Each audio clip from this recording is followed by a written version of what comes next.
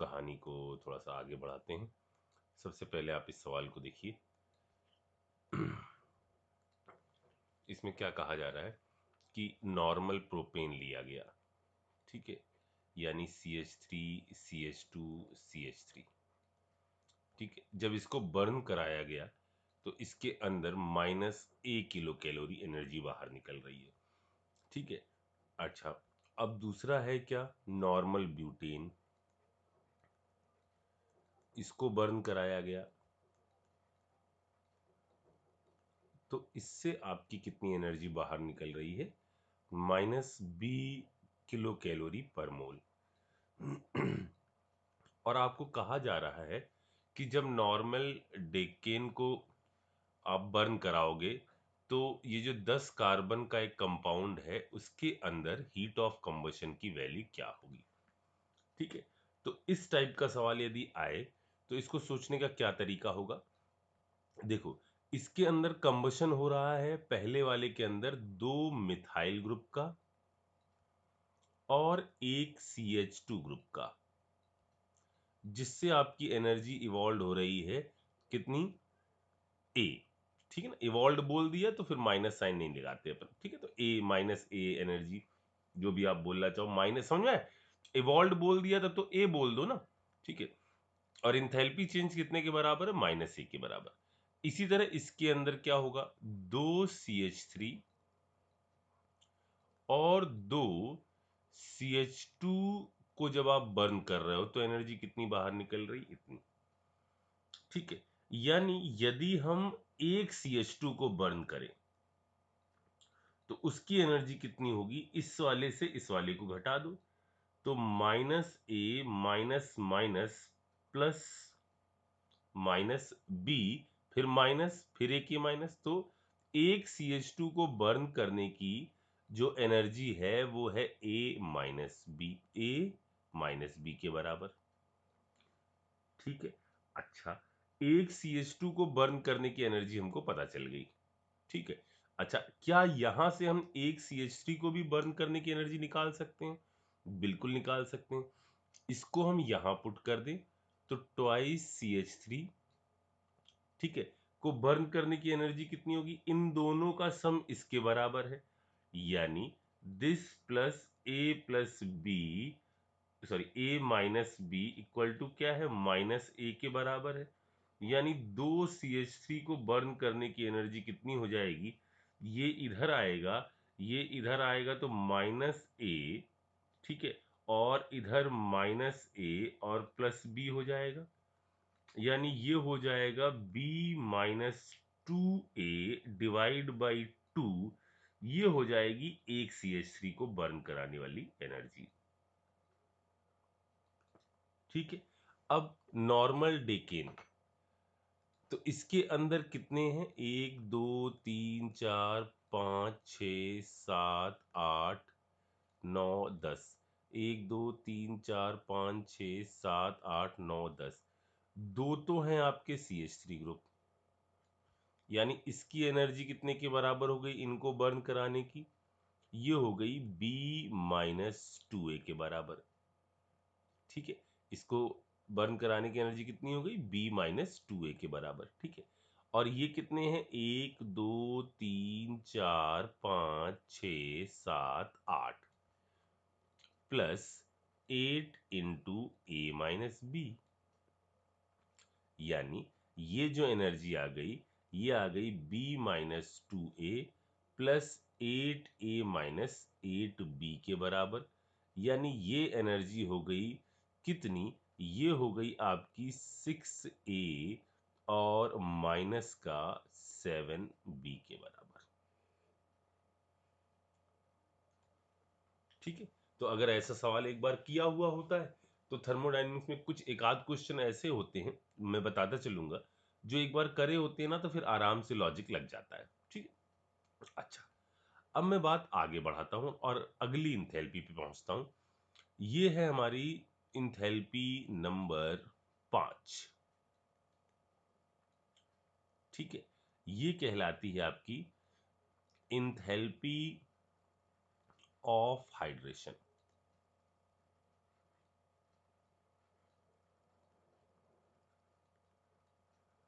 ठीक है, इसको बच्चों रिप्रेजेंट करते हैं हम डेल्टा एच हाइड्रेशन से।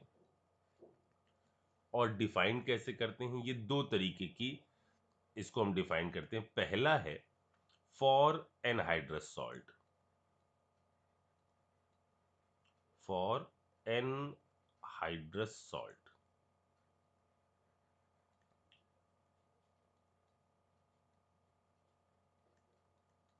ठीक है। ये कैसे डिफाइन करी जाती है? It is defined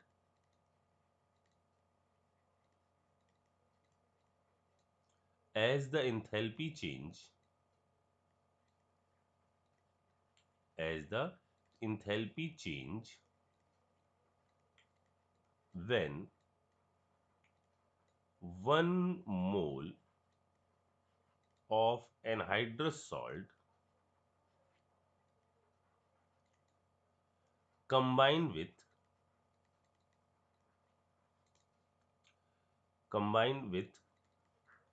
required amount of water, amount of water। जैसे यहां मैं क्या कहना चाह रहा हूं, रिक्वायर्ड अमाउंट से क्या मतलब है मेरा, इसके बारे में बात कर रहा हूं। जैसे हमने कहा एक रिएक्शन है जहां पर हमने कहा कॉपर सल्फेट ये ले लिया गया, सॉलिड एनहाइड्रस फॉर्म का है। हम सबको पता है इसके अंदर कितने वाटर एसोसिएटेड रहते हैं, 5।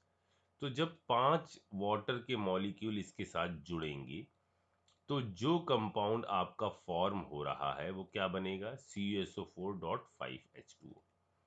इस प्रोसेस में जो इंथैल्पी चेंज होता है उसको हम क्या बोलते हैं, डेल्टा एच ऑफ हाइड्रेशन बोलते हैं। आ रही बात समझ? इससे एक खास तरह का सवाल आता है बच्चों, अभी उसको समझाते हैं। ये है हमारा क्या, ब्लू विट्रॉल, ठीक है। इसी तरह से यदि मैंने यहां ले लिया होता FeSO4 एनहाइड्रस 1 मोल और उसके अंदर हमने 7 H2O की रिएक्शन कराई होती, तो यहां ये डिफाइंड होता ऐसे, और ये बनता आपका कौन सा विट्रॉल, ये बनता हमारा ग्रीन विट्रॉल। ये जो केस 1 है ना, ये आपके सामने ज्यादा नहीं आने वाला। इसका जो केस 2 है यानी फॉर आयंस, ये आपको जनरली दिखाई देगा, फॉर आयंस। ये कैसे डिफाइंड है, जैसा कि नाम है, ये है the enthalpy change, the enthalpy change when 1 mole of gaseous ion, यहां पर जो इंपॉर्टेंट पॉइंट है वो गैसियस आयन है। when 1 mole enthalpy change when 1 mole of gaseous ion undergo hydration with water,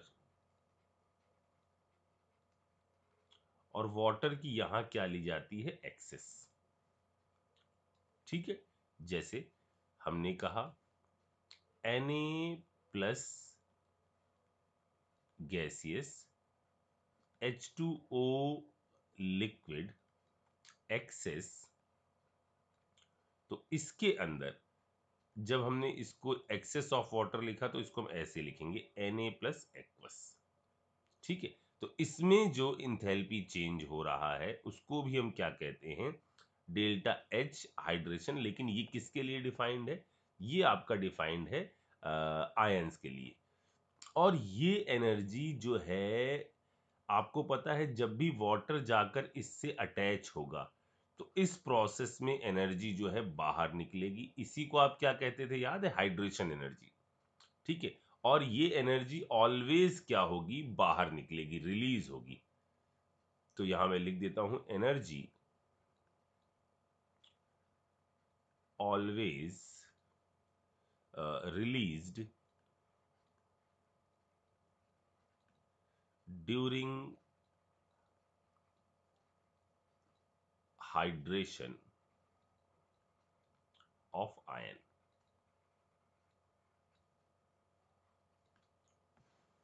ठीक है, अब जरा देखो यहां पर ये जो इंथैल्पी है ना, ये इंपॉर्टेंट इतनी नहीं है, लेकिन क्या होता है इससे रिलेटेड कुछ इंथैल्पीज होती हैं जो यहां पर कंफ्यूजन क्रिएट करती हैं। ठीक है, जैसे देखो जरा सा, अगली बात हम कर रहे हैं,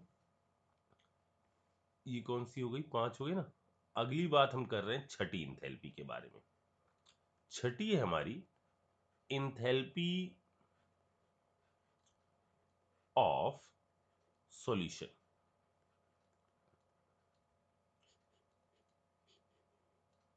डेल्टा एच सॉल्यूशन। ठीक है, ये कैसे डिफाइंड है, ये आपका ऐसे डिफाइंड है कि इंथैल्पी चेंज, जैसे ये दो चीजों, या तो एनहाइड्रस सॉल्ट के लिए डिफाइंड है, हाइड्रेटेड वाली उसमें पानी जोड़ना, या ये आयन के लिए डिफाइंड है। ये ज्यादा बड़ा डिवीजन है। ये क्या कह रहा है, ये क्या होती है, enthalpy change, enthalpy change when 1 mole of solute. अब यहां ये जरूरी नहीं है कि ये एनहाइड्रस होना चाहिए। ठीक है, is dissolve in excess of water.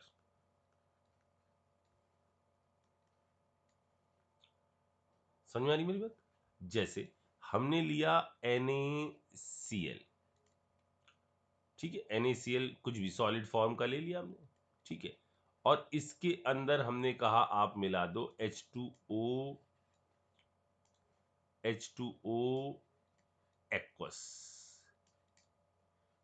इसकी एक्सेस। ठीक है, जब आप इसकी एक्सेस मिलाओगे तो इसको हम ऐसे लिखेंगे Na plus aqueous plus Cl minus aqueous. समझ में आ रही मेरी बात? अच्छा, तो दोनों में अंतर समझ में आया। ये वाली या तो आयन के लिए, आयन की कैटेगरी अलग हो गई, वहां पर तो गैसियस आयन में पानी जब मिल रहा है तो उसको हम हाइड्रेशन कह रहे हैं। ये क्या है, ये आपकी डिफाइंड है एनहाइड्रस सॉल्ट के लिए। ठीक है, अच्छा, यहां पर मैं एक नोट करके पॉइंट लिख रहा हूं,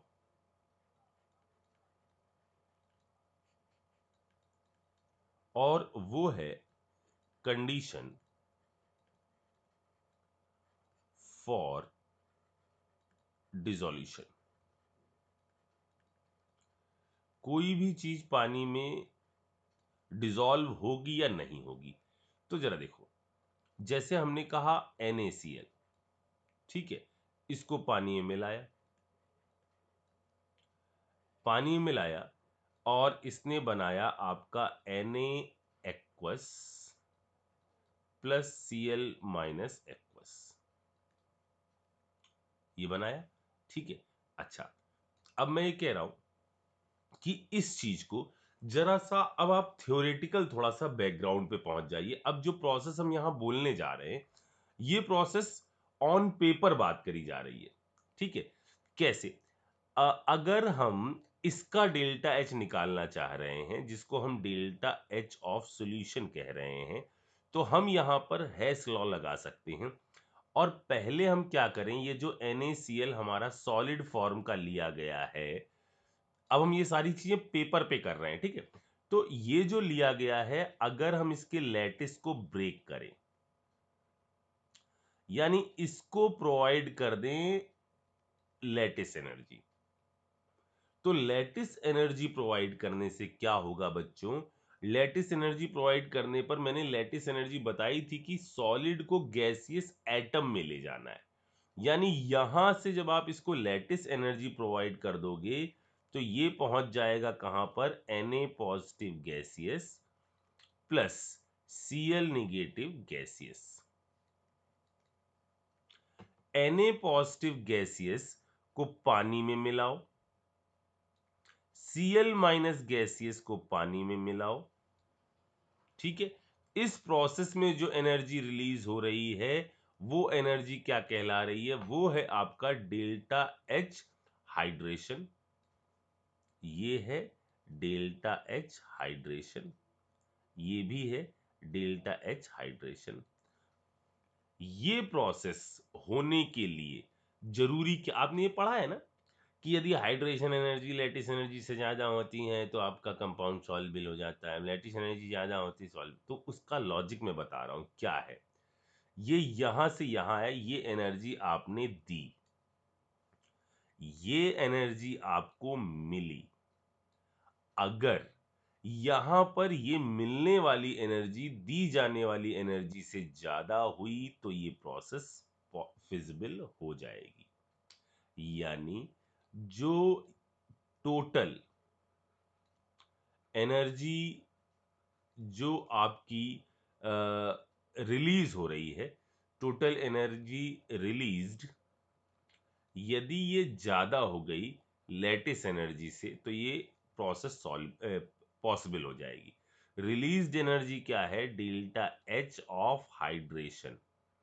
हाइड्रेशन किसका हो रहा है, अब मैं यहां लिख नहीं रहा हूं, वो आयंस का हो रहा है। यदि ये लैटिस एनर्जी से ज्यादा होती है तब तो कंपाउंड कैसा हो जाता है, वो डिसॉल्व हो जाएगा, और यदि कम होगी तो डिसॉल्व नहीं होने वाला। ये बात भी समझ में आ गई, ठीक है। अब इस पर बेस छोटा सा क्वेश्चन कैसे आएंगे जरा देखना। जैसे मान लो ऐसे पूछ लिया, मैंने आपसे कह दिया कि कोई कंपाउंड है जैसे AlCl3 है, ठीक है। इसकी मैंने आपको जनरल कुछ भी लैटिस एनर्जी दे दी, मान लो 3000 किलो जूल पर मोल, ठीक है। और Al+3 कि हमने आपको हाइड्रेशन एनर्जी दे दी। हाइड्रेशन एनर्जी का मतलब क्या होगा, गैसियस को जब हम पानी में मिलाकर Al+3 एक्वस बना रहे होंगे, उसकी हमने डेल्टा एच हाइड्रेशन आपको दे दी। लैटिस एनर्जी, अब लैटिस एनर्जी दोनों तरीके से हो सकती है, प्लस भी हो सकती है और माइनस भी हो सकती है। अगर आप कहीं सॉलिड को ब्रेक कर रहे हो तो लैटिस एनर्जी देनी पड़ेगी, देन पॉजिटिव होगी। और कहीं ये दोनों कंबाइन होकर लैटिस बना रहे होते तो इतनी ही एनर्जी बाहर निकल जाती, ठीक है। ये जो दिया गया है, मान लेते हैं ये दिया गया है कुछ 1000 किलो जूल पर मोल, ठीक है। और आपका Cl माइनस गैसियस, ये जब आपका Cl माइनस एक्वस में कन्वर्ट हो रहा है तो ये आपका दिया गया है, मान लेते हैं कितना ले लें, मान लो 800 किलो जूल पर मोल, ठीक है। इस प्रोसेस में एनर्जी क्या हो रही होगी, रिलीज हो रही होगी, यानी यहां पर माइनस माइनस साइन होगा, ठीक है ना। रिलीज बोल दिया फिर माइनस लगाने का मतलब नहीं है। अब टोटल एनर्जी जो यहां पर इनपुट करी जा सकती है वो इतनी है जिससे वो लैटिस टूटता है, और ये हाइड्रेशन एनर्जी है। अगर हाइड्रेशन एनर्जी का सम लैटिस एनर्जी से ज्यादा हुआ, अब हम ये मैग्नीट्यूड कंपेयर कर रहे हैं क्योंकि ये तो रिलीज हो ही रही है और ये हमको देनी ही पड़ रही है, तो यदि ये चीज इससे बड़ी हुई, लेकिन एक चीज का ध्यान रखना, ये गड़बड़ हो सकती है यहां पर कि आप डायरेक्ट सोचने लग जाएं यहां Cl माइनस के कितने आयन हैं, 3। यानी यहां पर जो Cl से रिलीज होने वाली हाइड्रेशन एनर्जी है ना बच्चों, वो कितनी हो जाएगी, वो हो जाएगी माइनस का 24 किलो जूल पर मोल। यानी हाइड्रेशन एनर्जी जो है उसका सम आ रहा है 3400, और लैटिस एनर्जी है कितनी, 300। मतलब ये कंपाउंड कैसा हो जाएगा, सॉल्युबल हो जाएगा। आ रही बात समझ में? अच्छा, अब इसका यूज एक टाइप के सवालों पर और होता है, और वो मैं एक काम करता हूं, इधर लिखता हूं, और तो नहीं कुछ, अरे यार यहां लिखता हूं। जैसे देखो बच्चों, मैंने आपसे पूछा, ऐसे इसको इस तरह समझो कि मैंने आपको दे दिया है CaCl2.6H2O, ठीक है। इस पर मैंने पानी मिलाया है, मान लो एक रिएक्शन मैंने ऐसी आपको दे दी है, इस पर मैंने पानी मिलाया है और इससे मैं बना रहा हूं CaCl2 एक्वस, ठीक है। ये बना रहे और इससे जो रिलीज होने वाली एनर्जी है, इस रिएक्शन का जो डेल्टा एच है, सॉरी, इसका जो डेल्टा एच है मान लेते हैं +3.5 किलो कैलोरी है।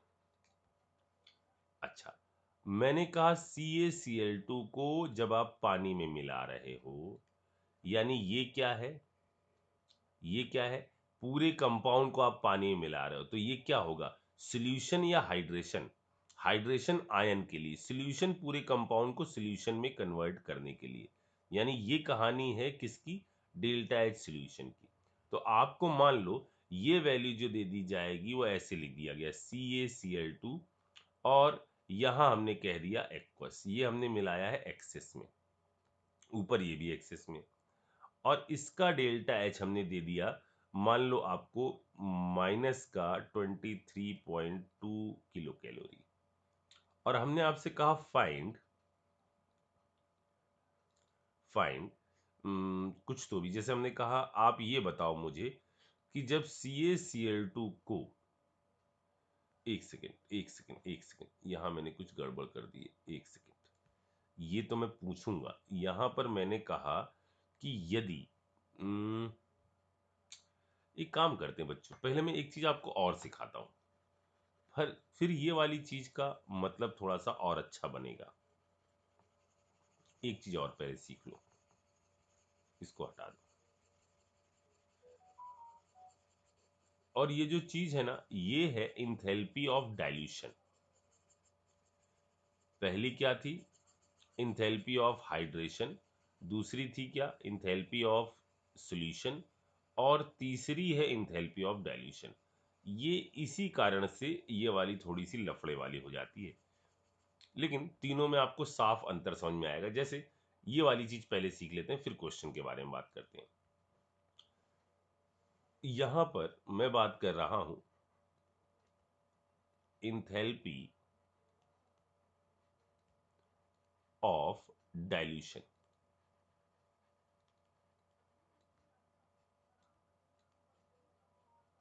ठीक है। इंथैल्पी ऑफ डाइल्यूशन कैसे डिफाइंड है, enthalpy change, enthalpy change when a solution is diluted from one concentration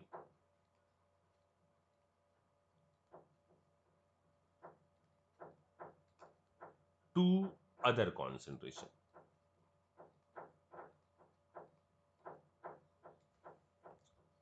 ठीक है। इस तरह से डिफाइंड होती है इंथैल्पी ऑफ सॉल्यूशन। मतलब जैसे मैंने कहा NaCl को आपने 10 मोल पानी में मिलाया, ठीक है, इसके एक ये सॉल्यूशन है। अब मैंने इसमें NaCl में और पानी मिलाया, कॉन्सेंट्रेशन बदला, यानी NaCl और यहां मैंने कहा 30 मोल वाटर है, तो इधर जो इंथैल्पी चेंज हुआ है, ये जो आपने डाइल्यूशन किया है, इसको ही आप क्या कहते हैं, इंथैल्पी ऑफ डाइल्यूशन कहते हैं, ठीक है। तो क्या क्या हो गया, हाइड्रेशन किसके लिए डिफाइंड है, हाइड्रेशन डिफाइंड है आपका एनहाइड्रस सॉल्ट के लिए, एनहाइड्रस सॉल्ट के लिए है क्या, हाइड्रेशन डिफाइंड है, anhydrous salt an gaseous ion के लिए ये डिफाइंड है, ठीक है। सॉल्यूशन, इंथैल्पी ऑफ सॉल्यूशन किसके लिए डिफाइंड है, किसी भी सॉल्ट को एक्सेस ऑफ वाटर में, salt in excess of water, वहां इंथैल्पी ऑफ सॉल्यूशन डिफाइंड है।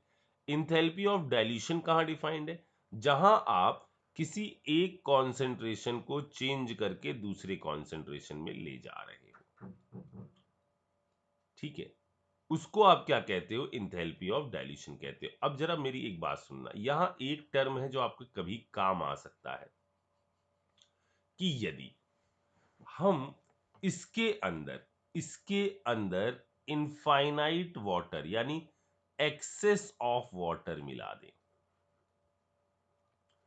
एक्सेस ऑफ वाटर मिला दें, तो क्या बन जाएगा? ये बन जाएगा Na प्लस एक्वस और Cl माइनस एक्वस, या NaCl एक्वस, कुछ तो भी बोल दो, NaCl एक्वस।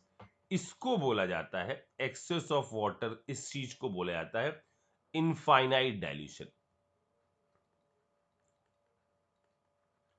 Infinite dilution. तो यहां से एक चीज मैं कंक्लूड कर दूं जो आपको हो सकता है कहीं पर थ्योरेटिकल किसी क्वेश्चन में रिक्वायर्ड हो जाए, कि जो इंथैल्पी ऑफ इनफाइनाइट डाइल्यूशन है ना, जो इंथैल्पी ऑफ इनफाइनाइट डाइल्यूशन है ना, वो और कुछ नहीं है बल्कि इंथैल्पी ऑफ सॉल्यूशन ही है, इंथैल्पी ऑफ सॉल्यूशन ही है। क्योंकि जो शुरुआत में आपने ऐड वैड किया ना, इनफाइनाइट अमाउंट के आगे ये शुरुआत वाले का कोई मतलब नहीं है। समझ आ रही मेरी बात? वो 10 मोल का कोई मतलब नहीं है।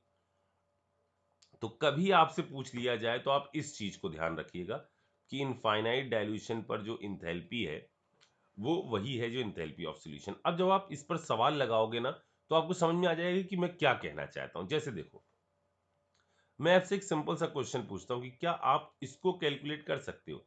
मैंने दिया CaCl2 और .6H2O सॉलिड, ठीक है, इसमें मैंने वाटर मिलाया, एक सेकेंड,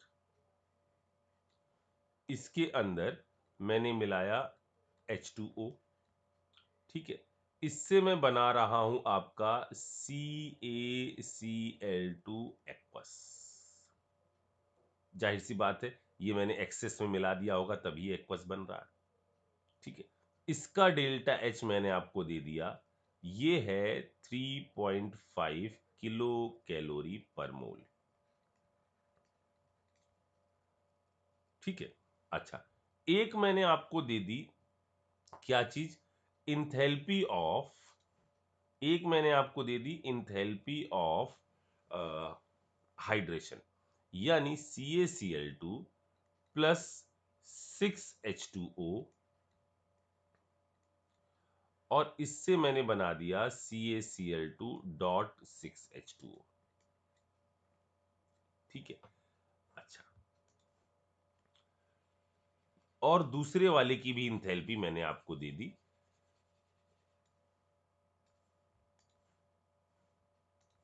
एक सेकेंड, अच्छा नहीं लग रहा था,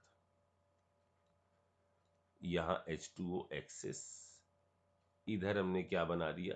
इधर बना दिया CaCl2 एक्वस, या Ca प्लस और ट्वाइस Cl एक्वस, ऐसा। इसके लिए मैंने आपको एनर्जी दे दी डेल्टा H की वैल्यू माइनस का 23.2 मान लो किलो कैलोरी, ऐसा। अब मैं आपसे पूछ रहा हूं कि find find enthalpy of solution for CaCl2, और मैंने आपको ये लिख दिया, और CaCl2 सॉलिड जब चेंज हो रहा है वाटर की प्रेजेंस में, बात यही लिख रहे हैं जो एंथैल्पी ऑफ सॉल्यूशन है उसी के बारे में तो लिख रहे हैं, प्लस H2O एक्वस, H2O की एक्सेस से बना दे हम CaCl2 एक्वस, और पूछा जाए कि बताओ इसका डेल्टा H क्या होगा, अब यहां देखो जरा सा बच्चों, लफड़ा क्या है, यहां एक कंफ्यूजन हो जाता है बच्चों को। देखिए, मुझे क्या चाहिए, CaCl2 सॉलिड, वो तो मुझे यहां से मिल ही जाएगा, ये वाली चीज मुझे यहां से मिली जाएगी।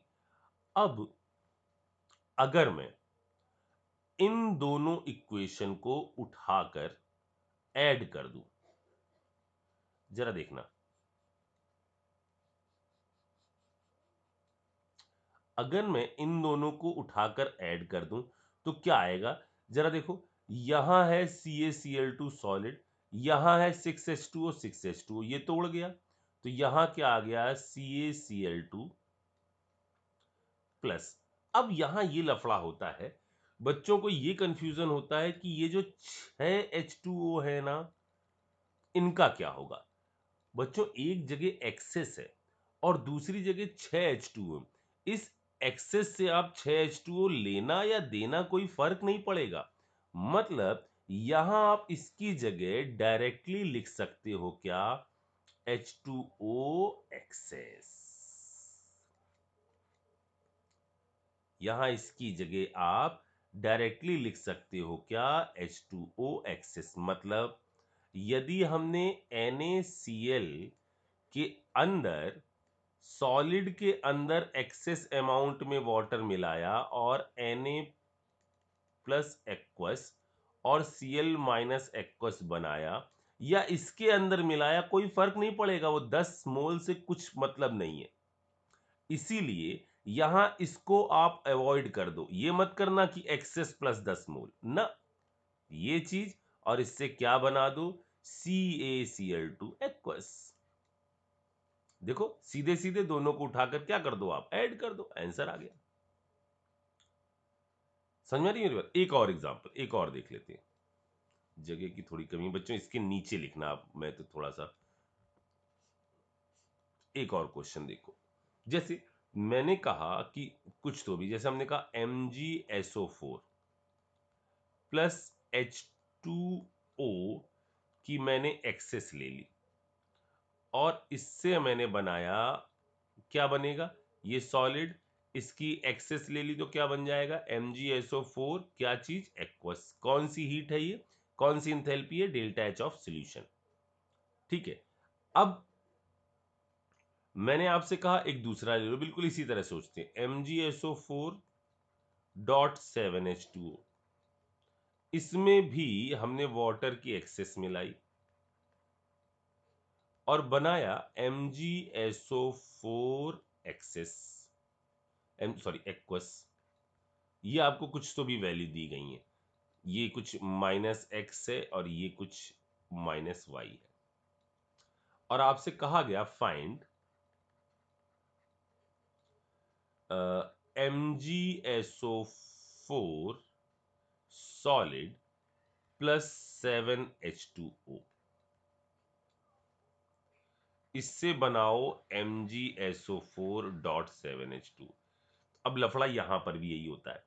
देखिए, MgSO4 इधर लो, ठीक, आप यहां पर, इधर आपको क्या चाहिए, 7H2O चाहिए, इस वाली को पलट दो, इस वाले को आप उठाकर पलट दो, इस वाले को पलट दो, मतलब ये साइन कैसा हो गया, पॉजिटिव हो गया। ठीक है, अब जरा देखना, इसको यदि आपने पलट दिया, इसका मतलब क्या हो गया, इसका मतलब ये हो गया कि MgSO4 एक्वस, इसका मतलब क्या हो गया, MgSO4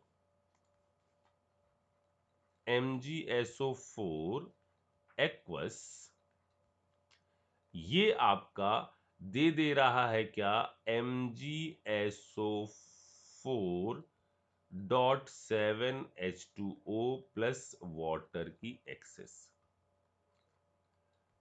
अब इस एक्सेस वाटर से यदि आप अब जरा यहां सुनना, ये पूरा एक्सेस वाटर, बहुत सारा वाटर है। अब आपको अपनी इक्वेशन के लिए चाहिए क्या, 7 मोल वाटर चाहिए ना, ले लो, इसको उठाकर इससे कैंसिल कर दो, उसके बाद भी तो कैंसिल हो जाएगा। बस यही है जिसमें बच्चे कंफ्यूज जाते हैं, सर वो बेटा इनफाइनाइट है, ठीक है ना, इस एक्सेस से आप अपने काम भर का 7 मोल निकाल लो। अभी भी ये एक्सेस है, अभी भी ये एक्सेस है।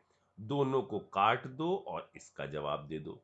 यानी सिर्फ क्या करना है, इसको उठाकर ऐड कर देना है, तो y माइनस एक्स जो है वो इस प्रोसेस के लिए इंथैल्पी चेंज आ जाएगा।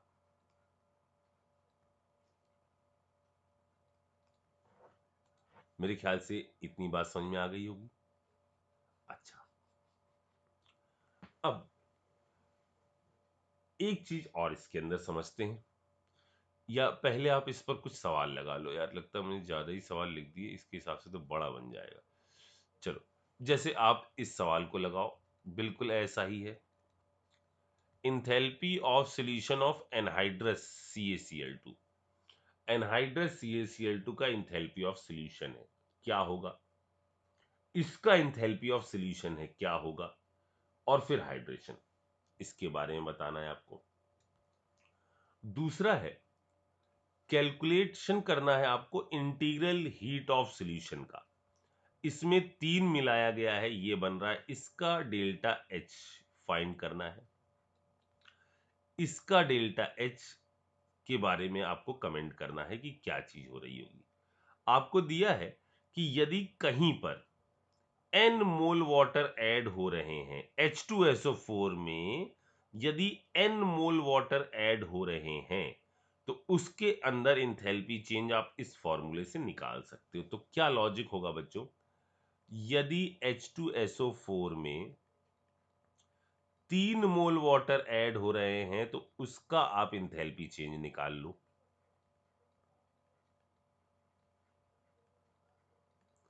जब 8 मोल वाटर ऐड हो रहे हैं तो उसका एंथैल्पी चेंज निकाल लो। कहां से? उन्होंने इसकी इंफॉर्मेशन तो दे दी है।